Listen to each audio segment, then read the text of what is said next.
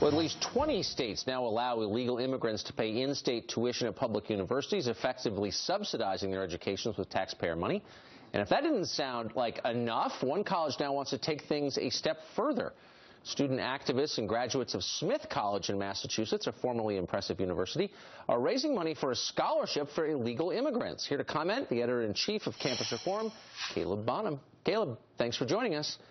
Hey, good morning. I was amazed to discover that Smith College still exists. That was sort of a newsflash. Can't imagine anyone wants to go there. But they are raising money to fund illegal immigrant scholarships. Why are they doing this?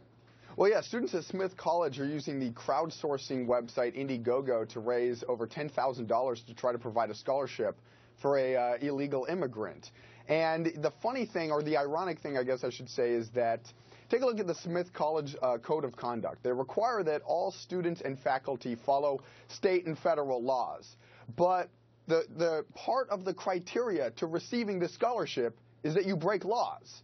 And yeah, it's just ironic.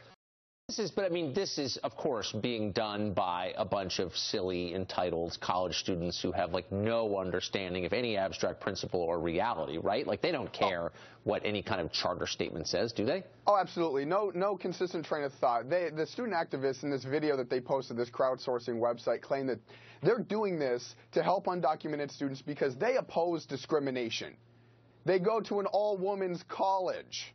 The other idea is that they are feminists that are supporting giving a scholarship to an undocumented female. So if you're an undocumented male, you're not qualified for the scholarship unless you have some sort of gender identity crisis. See, I think of places like this when with my own children. This is what happens when kids get really, really mad at their parents and want to act out. They're just acting out. They do stuff like this. But here's the principle that I'm interested in. So the average person in this country, not rich people and not poor people, both of them are covered. They're set.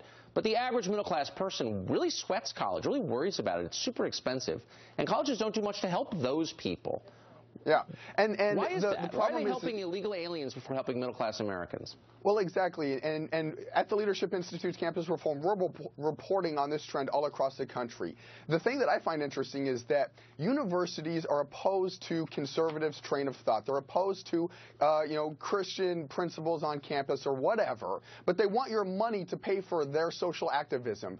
In Washington State, legislators have approved using taxpayer funds to finance financial aid for undocumented students. We're seeing it in California. We're seeing it at New York University. They're creating scholarships exclusively for undocumented students. And the average Joe, the person that has their children following the law, that have worked hard to become citizens or have been citizens all along, they're not reaping the rewards of their good behavior. And those who are here that are part of the loud minority are really bullying these universities into tailoring their school to them. No, it's a middle finger to everybody who's working a second job to send his kids to college, to every college student who's taking on tens of thousands of dollars worth of debt for a degree that's worth nothing.